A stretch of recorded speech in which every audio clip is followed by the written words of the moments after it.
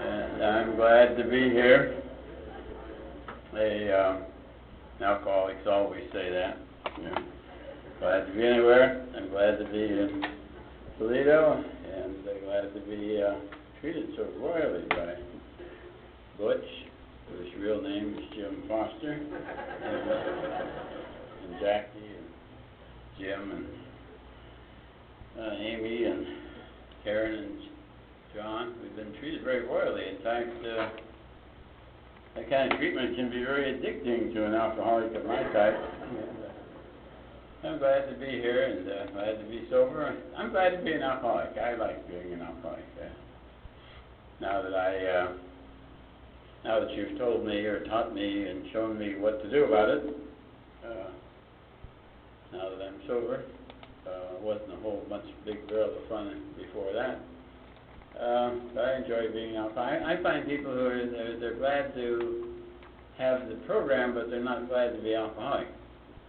And I just can't believe that the program would be very much good to you if you weren't an alcoholic. Or a reasonable facsimile thereof. So I'm glad to have this way of life. And it's interesting that I feel that way because I wasn't an alcoholic when I came here. In fact, it wasn't so much that I came here, and it really wasn't that I was sent here. I had a choice. I didn't have to come to AA. Just coming to AA was the only way I could get a pass to get off the nut ward of the hospital I was on the staff of. That wasn't very funny. I was there by mistake, and I had a brain tumor, and as Mike said, and they missed it. In fact, it occurred to me that AA not only took care of my alcoholism, but cured my brain tumor. I don't know how the nut wards, any nut wards any of you have ever been on, but the one I was on was kind of boring. They had this strange philosophy there. They tried to teach me that the quality of my life would be improved if I learned how to make leather belts. I'd been to school a lot and been to a lot of classes, listened to a lot of lectures, I'd read a lot of books, and I'd done a lot of stuff, and I didn't think that my life would be improved in any way for me to know how to make leather belts. I didn't understand the philosophy, and besides, I didn't understand the instructions. And that was not my fault, because I've always had a theory: if you don't understand a thing well enough to explain it to me so that I understand, then you don't understand as well as you're supposed to. And that poor occupational therapist had explained it to me 3 times, and I wasn't going to embarrass her by asking her a 4th time. And I said, I'm in the nut ward wondering what to do and how to behave. And what they teach in medical school, they teach you how to act like a doctor, but they don't teach you how to act like a patient on a nut ward. And so I spent my time on a nut ward acting like a doctor. I tried to help the other patients. Some of them acted like they didn't even want any help. And it was boring, and it's not going to occupational therapy class. And I remember I was sitting there one day thinking, commiserating with myself, a series of mistakes and misunderstandings and things, misdiagnoses and things that had gone wrong, and a nice guy like me ended up in a place like that. And while I was thinking about all this, dumb psychiatrist who couldn't see that my problems were marital, walked up behind me and asked me, would I mind talking to a man from Alcoholics Anonymous?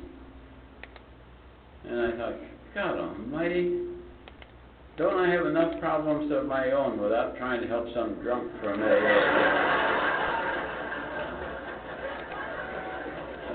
But I could tell that he thought it was a good idea.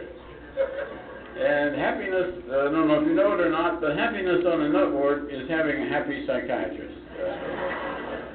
And I thought, I bet it'll make him happy if I say yes. And I said yes, and it did make him happy. And this clown came galloping into the room, yelling at the top of his voice about alcoholics and Alcoholics Anonymous and us drunks and all this stuff. And I thought, my God, man, why don't you lower your voice?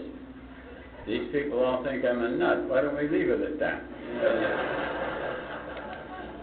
I don't remember a word that he said. I only remember how he ended. He finally, after an interminable story, he finally ended and said, well, that's my story. I'm going to meeting tonight. Would you like to go along? I said, hell no, I won't like it, but I'll go. But I figured go back and squeal to that dumb psychiatrist. And we went to the meeting. I have no idea where we went, what meeting we were at. A lot of people give good talks on their first meeting. They know who read, who led, what they said, everything went on at the meeting. Oh, it's really beautiful, beautiful report. I don't remember any of that stuff. I don't remember where we went, who did anything. I don't remember how many meetings we went to before I knew what meeting I was at. And but I do know that that first meeting had a profound effect on the psychiatrist. He was really impressed. He wanted to know all about it. So what happened at the meeting? What do they talk about? What do they do? What's this about steps? They got a book? What's the book about? What are the kind of meetings they got? When are you going again? I thought, my God, I've got me an alcoholic psychiatrist. And he's embarrassed, so he's sending me. And wondered how many meetings that I have to go to before I can get him well, so I can go home. And I went to all the meetings I could. In fact, I got after Frank. I said I want to go to a meeting every night. And Frank took me to meeting. Frank was very good. Took me to meeting every night, but he wasn't so sure about Friday night. He thought Friday night maybe he'd have a date with Carolyn. I thought, well, that's a hell of a way to run an organization, and I reported him to the psychiatrist. Psychiatrist got another guy to take me Friday night, and we had some more meetings. Interestingly enough, the psychiatrist is not an alcoholic. In fact, it's a good illustration of the tremendous power of this organization and the ripple effect. I mean, actually, what it turned out is that he's when he was interning, before he became a psychiatrist, somebody got the idea it would be a good idea, he'd be a better psychiatrist if he went to 3 AA meetings to find out what AA is all about. He went to 3 AA meetings as an intern, and he was so impressed with what he saw at AA that that's now his favorite thing as a psychiatrist, to run around with his butterfly net and capture alcoholics, send them off to AA. And he won't even treat them until they've been sober a couple of years. And if they're still flaky enough, well, he'll see if he can help anybody. He says he won't try to do for them what he thinks AA can do better. And one year, I was talking to Tom, and one year I was at an IDAA meeting, International Doctors in AA, a convention for doctors sober and alcoholics anonymous. There was a panel, four doctors on the panel, and I was one of them. And of the 4 doctors on this panel, 3 of us had been captured by this one psychiatrist. And the 4th one of us had been captured by one of the 3 of us. And at that time, all 4 of us were working full-time in the field of alcoholism. So you can just try to imagine the number of alcoholics that have been touched by this one non-alcoholic psychiatrist going to 3 AA meetings. I think it's a powerful thing we fool with. In fact, one of my favorite stories, I don't like people who get up to an AA podium and tell somebody else's story, except when I do it. I pick interesting stories. In my home group, it's the Wednesday night Laguna Beach speaker meeting. It meets at the corner of Ben Ivory and St. Anne in Laguna Beach. And just down the hill, a very short block, is Albertsons supermarket. And every night, every Wednesday night, we celebrate birthdays at the beginning of our meeting. And if you stay sober, you get to come up and blow out the candle and tell us how you did it. And this one night, some months back now, a gal got up there to take her 8th birthday cake. Young lady, attractive young lady. Got up there to take her 8th birthday cake, and she said that 8 years ago that night, she had been down the hill at Albertsons supermarket, and she bought herself a half pint of booze. And when she went to pay for it, she asked if she could use the ladies' restroom, and in the restroom she cracked the bottle, had herself a little social drink, and started walking up the street, walked past the Laguna Beach Women's Club. Our meeting hadn't started yet.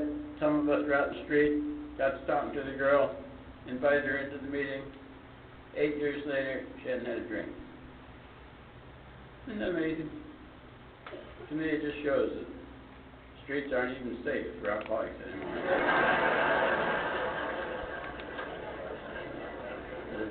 Anything that'll reach right out and grab you. And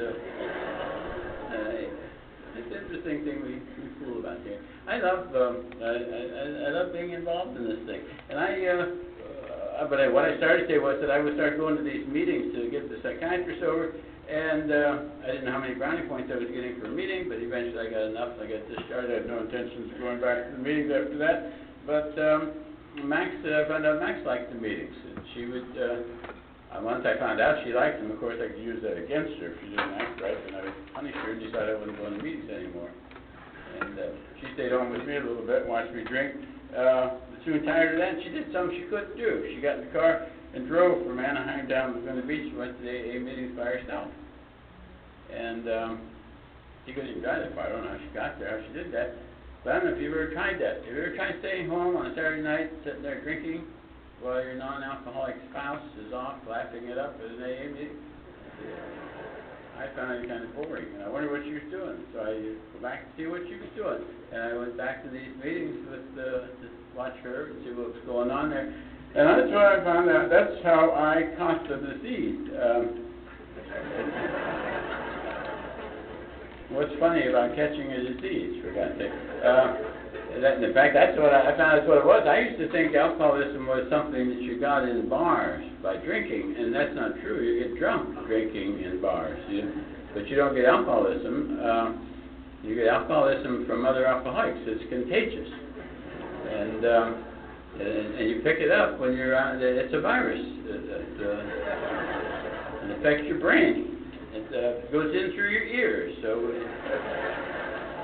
You get it by listening, and you have to be very careful what you listen. In fact, if you're here tonight and you're not really an alcoholic, you want to keep your mind wide open, so that whatever goes in goes right on through. Because if it stops even for a moment, and you think, my gosh, you suppose I might be an alcoholic, boom, just like that, you're an alcoholic. The minute you suspect you might have it, you've already got it. You're already done. It's too late already, and that's where you get alcoholism. You get it from other alcoholics, and I've always been impressed with the number of alcoholics that you run into in AA meetings. Back at home, in our home group, every meeting they say, "Well, all the alcoholics, please raise their hands," and they'll wave at them. Some will raise two hands, and they'll laugh, and it is a big joke being an alcoholic. I always wonder, I always think, would it be interesting to stop in the local bar and try that? But all the alcoholics, I don't think you get the same response there. There aren't any alcoholics in the bars. They're all in the AA meetings. And that's how I got my disease. It took me 7 months to get it. It took 7 months to go into AA meetings before I caught the disease. And I caught a very mild case initially. It was very, very mild. In fact, I was hardly alcoholic at all. I was a mild alcoholic of sorts. And there were a lot of things I wasn't. I wasn't a drunkard. And I certainly wasn't a Skid Row bum. I wasn't a wino. I wasn't a lush. But I was allergic to alcohol. That's what it was. Allergic. I reacted to the drug alcohol. And I react peculiarly. It does funny things to me. In fact, one of the things alcohol does to me, it makes me thirsty.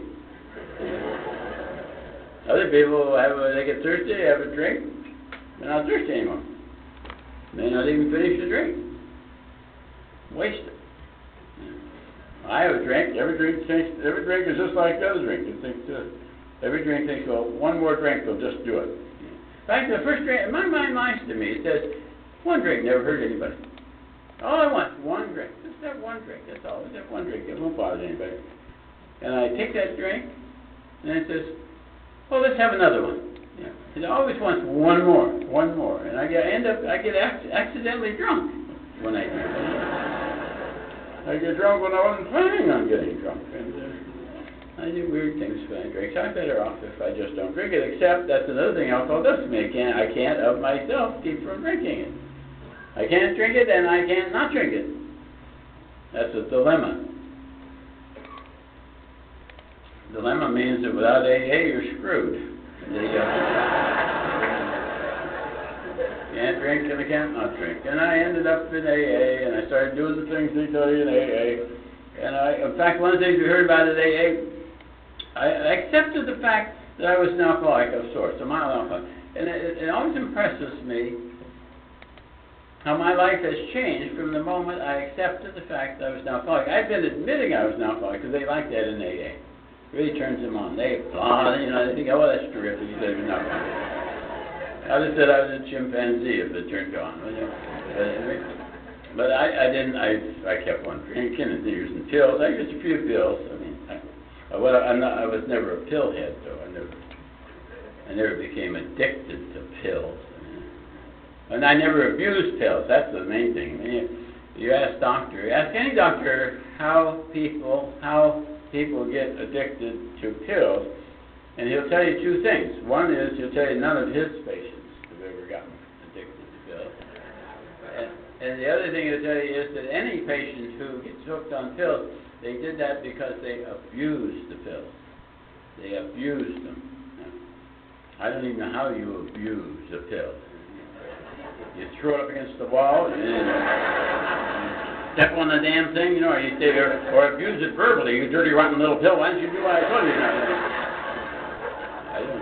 I never abused a pill in my life. I mean, how would you abuse the pill? Little tiny things. I mean, just to look at them, you could tell they were very weak. I had a special pocket for my pills. This little pocket inside the big pocket, that's a pill pocket. That's where you keep your pills, and you can take them when you want them. You can't carry pills just any place. Put pills over with your change, and people say, you got change for $1? You say, yeah, and you go like that. And they say, oh, you're carrying Imbutol around in the daytime. You put it over with your keys, and you go to get your car in the parking lot, and you take your keys out, and Quaalude runs down the street. And the damn thing always runs faster than you can run. And you can't step on it or you'll abuse it.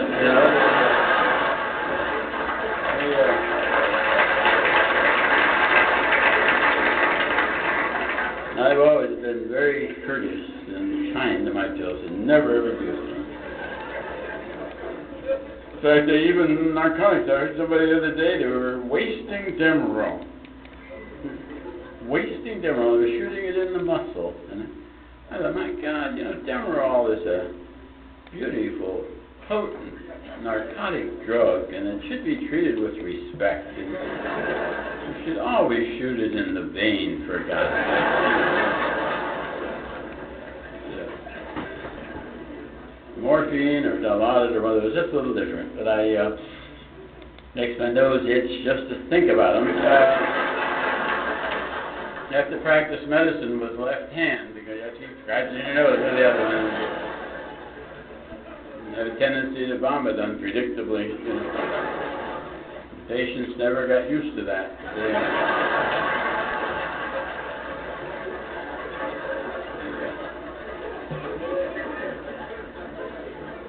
But I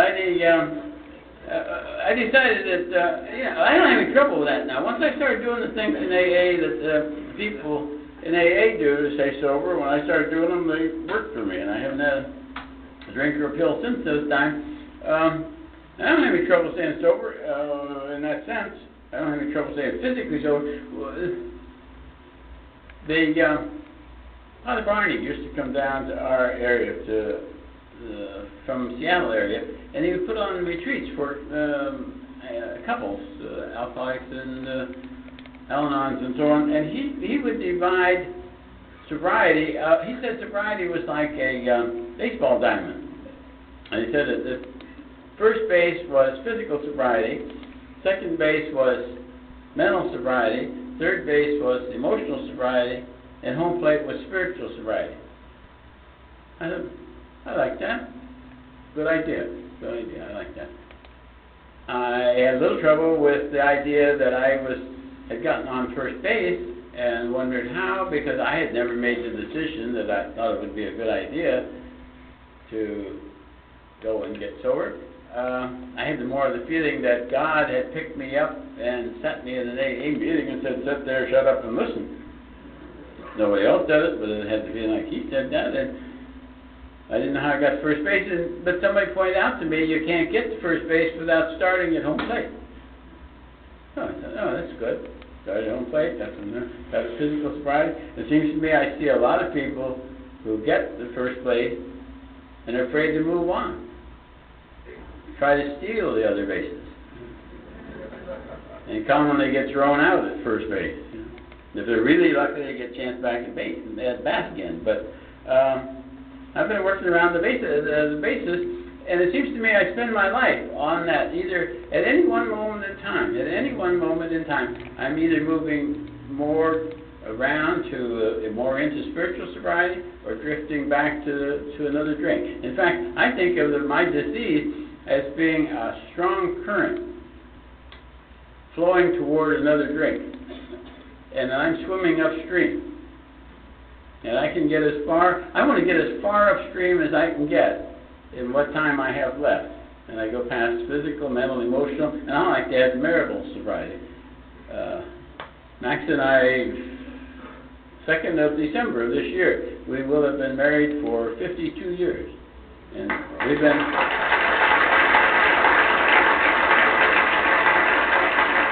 Which is a long time considering the fact she drove me to drink for years. In fact, it goes back to that. We've been together off and on, more or less, varying degrees of intensity. We've been in an emotional relationship since 4 years of age.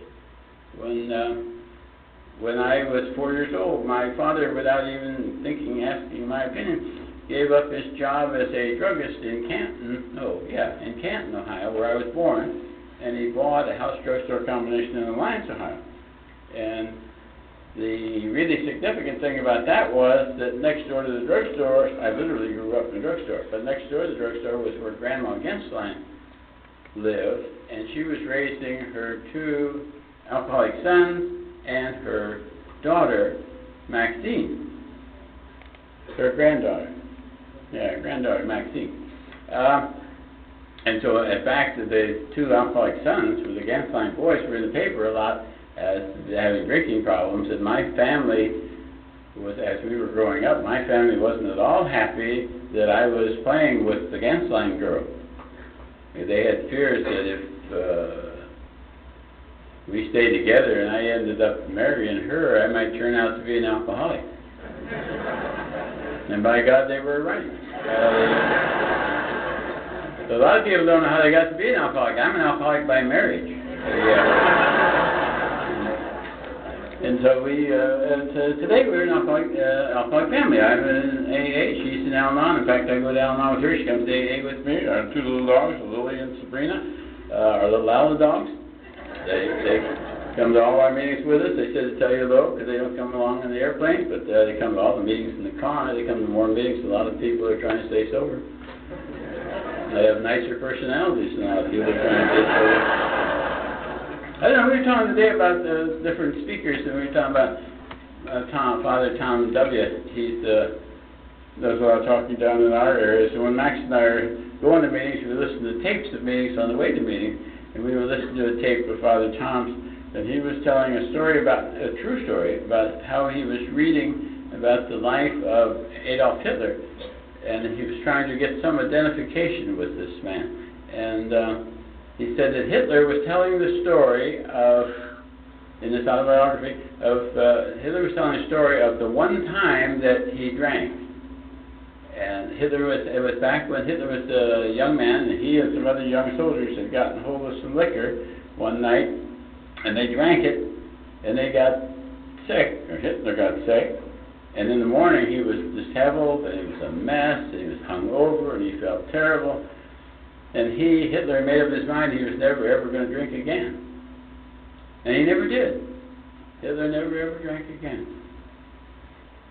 And Tom says, and I give you Hitler as an example of an alcoholic who doesn't drink and doesn't go to meetings.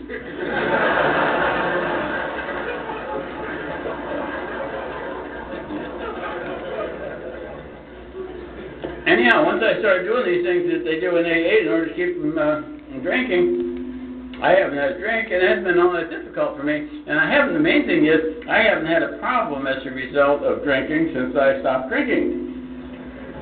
My problems today are all related to my thinking. I have a dual disease. I have a drinking problem and a thinking problem. And I don't even have a problem today unless I think I do. Conversely, if I think I do, I do. In fact, my thinking determines whether or not it's a big problem. Doesn't matter what anybody else thinks. If I think it's a big problem, it's a big problem. And the nice part about it is I think it's a little problem, it's a little problem. I determine whether I have a problem or not. I determine the size of my problem. And I can take any little problem and work on it. My mind is like a energy factory, and it puts the energy out into like a searchlight, laser beam, ultraviolet light. Whatever it focuses on, it makes it grow. And I can take any little problem and just think about it and watch it grow. In fact, I don't even have to start with a problem. I can start with a non-problem. I say, well, hell, that's no problem. Well, I suppose if you thought about it enough, it could be kind of a problem. Yeah, it's kind of interesting. There's one little place here, and pretty soon I'm thinking, by God, it's a good thing I'm looking at this. Everybody else is missing it. You know, people can't even help you much with a problem like that. They tell you dumb things. They say, well, don't think about it. I don't know how you're going to not think about a problem that you're obsessed with. And I don't bother with a problem unless I can get obsessed with it. It's like resentment. I don't bother with any but the justifiable ones. And in fact, even my sponsor, he's a wonderful guy, but he's got the dumbest expression. He says, well, whatever. What are you going to do with an answer like that? Well, whatever. I remember one time I called him up telling him about something Max had done that was real awful. I've always felt it was somebody ought to know how difficult it is to live with Max. And know how it's harder for me than it is to anybody else. And I thought somebody ought to know about that. And I used to call Jack up and tell him what it was like living with Max. And I remember I called him up one day to tell him about something really horrendous that she had done that I can't recall at the moment. And I don't know whether he'd been getting tired of it or I'd gotten him on a bad day or what, but I'd hardly even gotten into the story. He interrupted me. He says, well, why don't you put it out of your mind a couple of days and see what happens? I said, Jack, a couple of days, I'll forget all about it.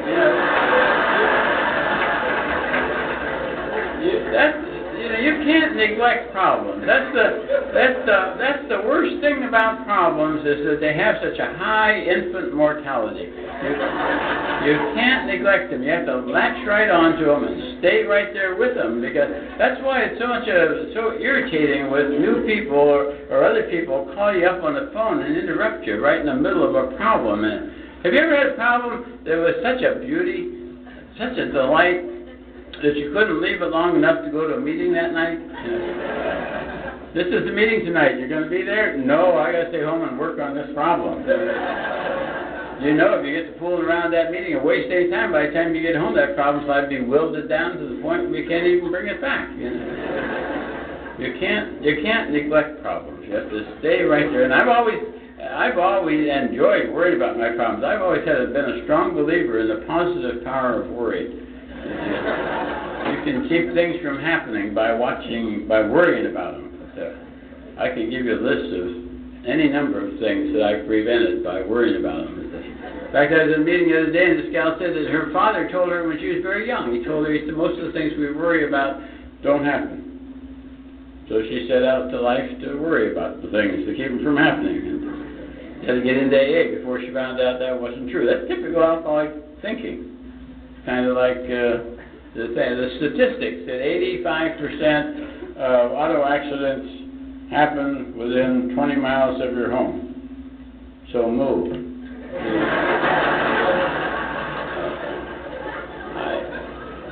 I don't know how you think, but I think in somebody talking to me. They talk. That's what they do. Talk. Talk, talk, talk, talk. That's all they do. Never do any work, just talk, talk, talk, talk. And people are talking in my head all day. They're doing it now. They're saying, say this. No, say that. Don't. Then they get to arguing among themselves. No, don't have them say that. Have them say something else. I'm thinking, God, why don't you shut up, you people? And they all shut up, and I can't think of anything to say. And they're chattering, chattering, chattering all the time. And in fact, Tom asked me if Andy asked me if I wanted something, a bottle of pop, and I said, nothing with caffeine in it. I used to keep all these people in my head drugged to control my emotions and my thinking.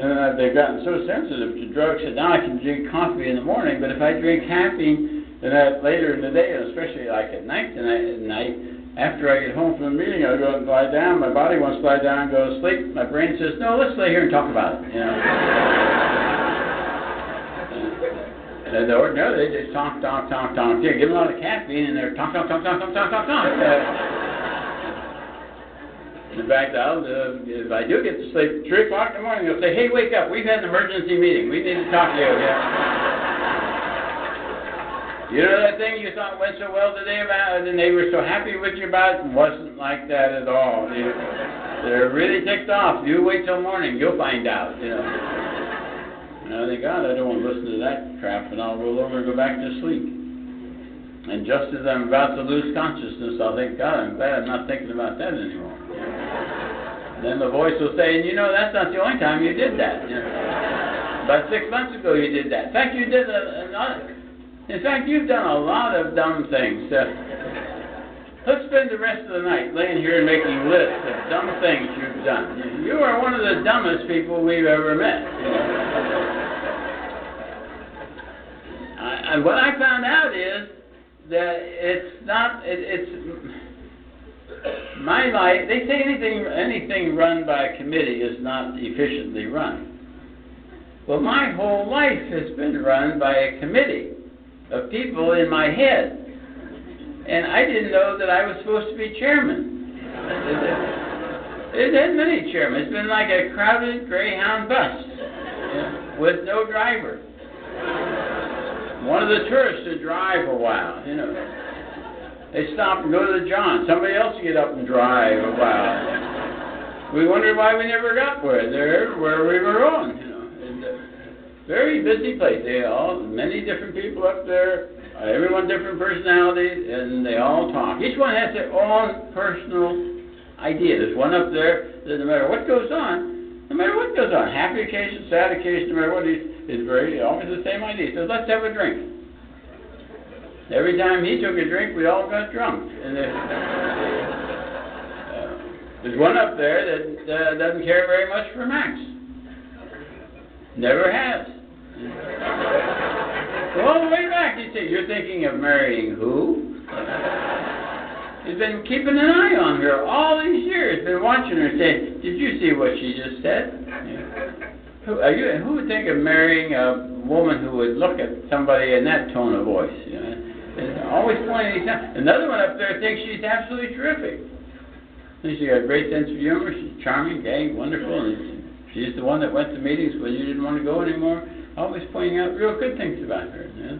But I have all these conflicting personalities, and that's what they do. They talk to each other, they fight with each other, they argue back and forth. And I didn't know that I was supposed to be chairman.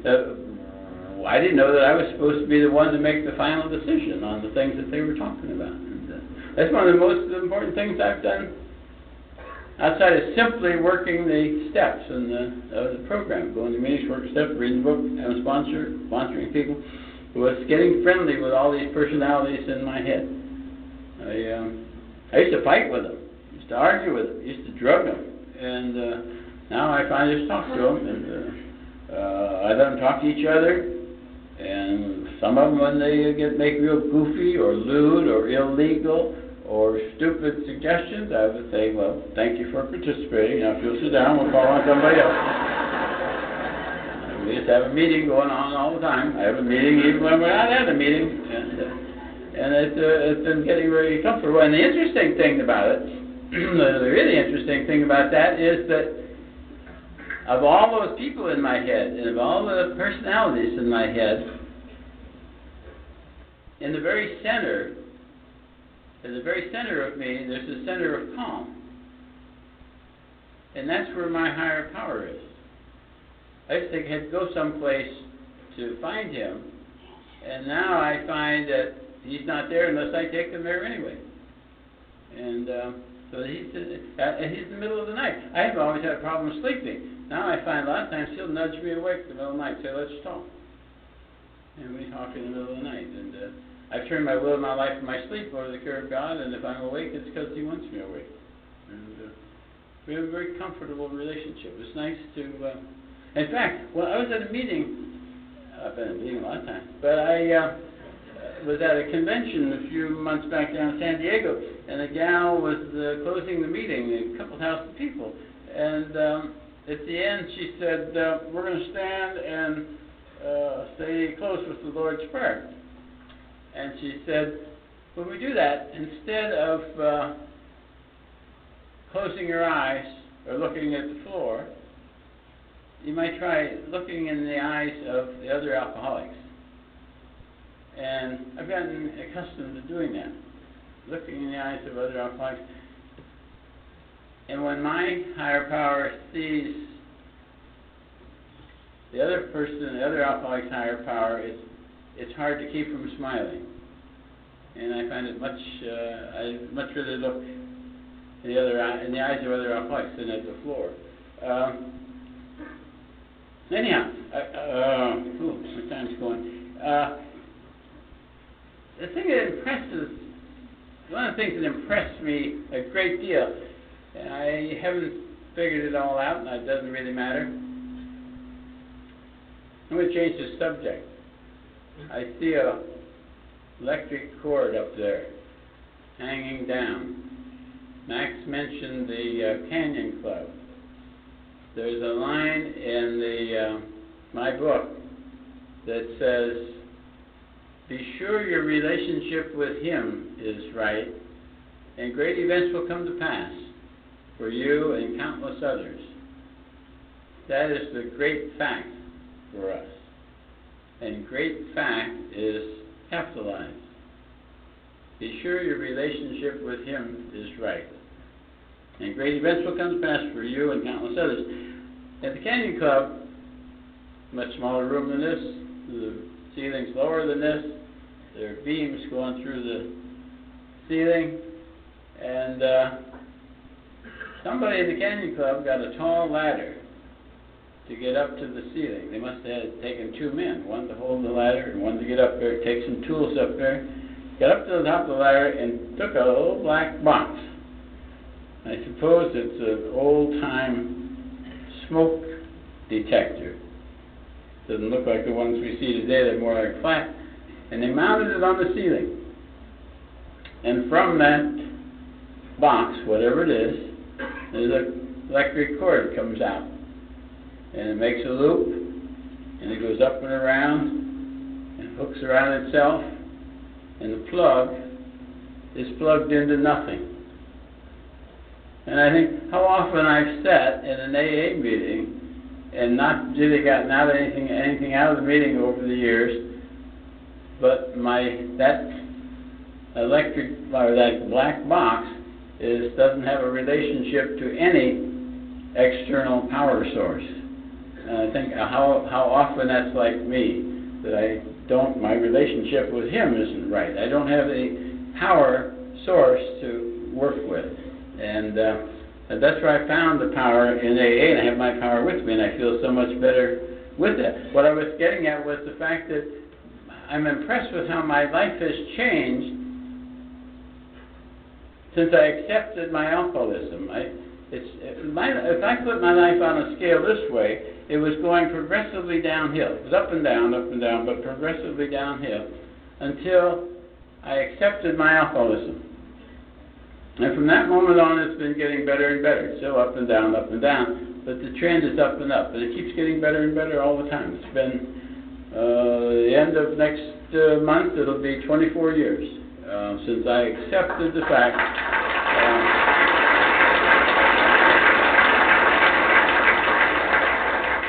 Thank you, thank AA. Since I accepted the fact that I, of all people, was an alcoholic. And I think to myself, what happened that was so profound, that made such a profound effect in my life? That's just accepting the fact that I was an alcoholic. What did I do? And it seems to me what I did is that I accepted the challenge of being an alcoholic. I think I accepted the idea that, okay, I'm an alcoholic, now what are we going to do about it? Because if I'm going to be an alcoholic, it seemed to me around AA, there's those that are the winners and those that are not winners. And the people that drink and people that don't drink. And it seems to me all the people that have fun and enjoying themselves and enjoying life are the ones that don't drink. In fact, I remember one night I called Chuck C. And I said, what's a winner? Because you hear that a lot. We used to hear it a lot back then. Stick with the winners, stick with the winners. I said, what's a winner? I was surprised when he had hesitated. And I said, well, I guess you have to die sober. And I thought, well, guess I got to die to be a winner. Reminded me of being a saint. I always wanted to be a saint. And in fact, I read the book, Lives of the Saints, big, thick book. Read the Lives of the Saints, tried to figure out which saint I wanted to be my role model. And I was all set to be a saint. Yourself. In fact, I even had a humility belt. Boy, now that shows your sincerity when you have a humility belt. I made a humility belt, because to be a saint, you're supposed to suffer a lot. And I took a leather belt and I stuck thumbtacks through it, so that the point stuck in. And and you didn't put it on over your clothes. You put it underneath your clothes, against your bare skin, so the tack stuck right in you and bled. Blood would run down your leg. And I got a tremendous amount of humility out of that belt. Just thinking about it. I never wore it because it hurt. And I was going to be a saint until I heard the final requirement for being a saint was you have to be dead 300 years. And I thought, well, screw that. There went my sainthood. And I had that same feeling. I was going to have to die to be a winner. And I thought, well, I think I'll just try to live like a winner. Then for a while I was going through the thing thinking, I think I'll be a successful member of AA. Now, I never asked anybody what a successful member of AA was. I made that decision myself, and I varied it from time to time. But I decided I wanted to be a successful member of AA. I wanted to do everything I could to make AA succeed wherever I was. Succeed in whatever it was trying to do at that time. And today my goal is to get as far up the river as I can, to get as much out of this program as I possibly can. I can't possibly get it all, but I want to get all I can. And it all comes, it seems to me, from this question, the same idea of accepting the fact that I was an alcoholic and accepting life on life's terms as it comes today. Somebody was asking the other day, they wanted to argue about this business of accepting how did they word it? How do you accept the unacceptable? And I can't see how people can say they're going to turn their will and their life over to the care of God, but with exceptions. They're not going to turn it all over. They're just going to turn over what parts they accept. I think that one of the key points is that acceptance is not approval. I didn't approve of me being an alcoholic, but I was willing to accept it. And there's a lot of things today that I don't approve of. There's no challenge to accepting life like tonight, you'll find out. Tonight I'm going to win the lottery. I bought $5 tickets, and I'll accept that with no question, no problems. The challenge is to accept it when things aren't like that, and that's the way it I'm going to dance time. I want to close with the idea that I really enjoy AA. Max said that she was glad that I'm an alcoholic so we could find this way of life, and I agree with that. One of the favorite lines in the book for me There's a number of them.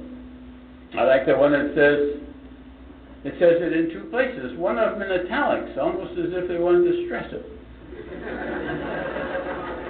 It says, we cease fighting everything and everybody. We cease fighting everything and everybody. And you know, one of the hardest things for me to accept on a long-term basis, on a day-at-a-time basis, on a consistent basis, is for me to accept myself. I think I should do better. I should be further along. I should have accomplished more. I shouldn't have that defect anymore. And I've had to learn to accept me. In fact, one of the things that I've done with one of my favorite things today, let me start back a little further. Do you know that in the big book tells us in the first 102 pages, our whole program is covered in just 102 pages. In those first 102 pages, it tells us how to do all 12 steps. It devotes only 7 lines to the 6th step, and only 7 lines to the 7th step.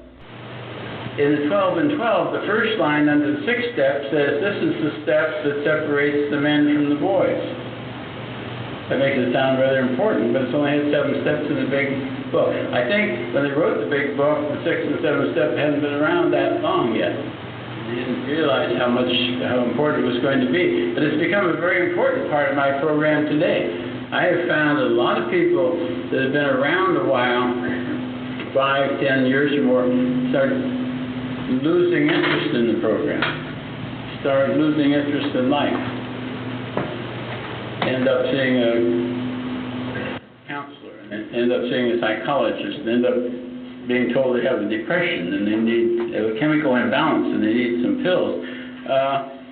What I'm finding is a lot of us need to redo the steps. I just did that 3 months ago. Just did all the steps over again. Made up a pamphlet that I picked up in Texas and made it up into a booklet. And we said, get a group together and redo the first 164 pages of the book, actually the first 102 pages, and do the steps as we come to them. Not step study, step do it. The point I wanted to make was that I've treated a lot of my defects of character as, a lot of the things about me that I don't like, I've treated as defects of character. For instance, depression, insomnia, fear. I've turned them over, I've been willing to have them removed, and then I've asked God to remove them, but I've given Him permission to remove as much or as little as He wants to remove. I'll tell Him, I'd like you to take this, I'd like to have you remove it completely, but I know you might find some usefulness of it to me or to my fellows. I know how you work. I know that loophole you got there. So you take this and you sleep on it tonight, and in the morning you give me back the amount of it you want me to have. And whatever you give me back, I'll accept that as a gift from you.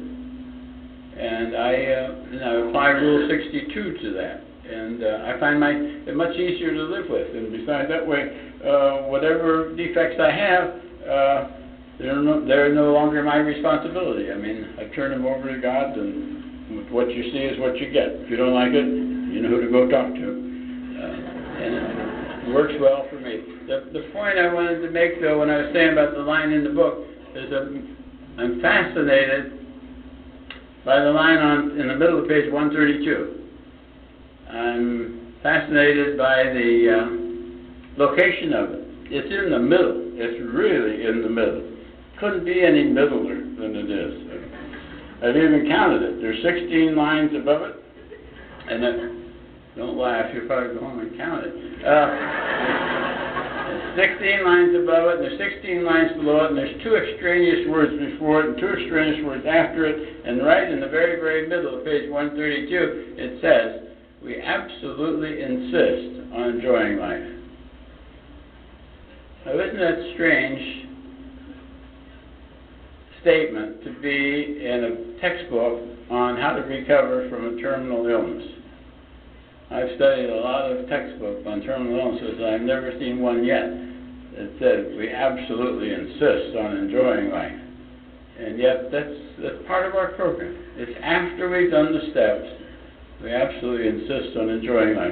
And it seems to me that you guys do that up here. You enjoy what you're doing. You enjoy putting things like this together. And you're enjoying your sobriety. And my feeling is, if I'm not enjoying my sobriety, probably not doing it right.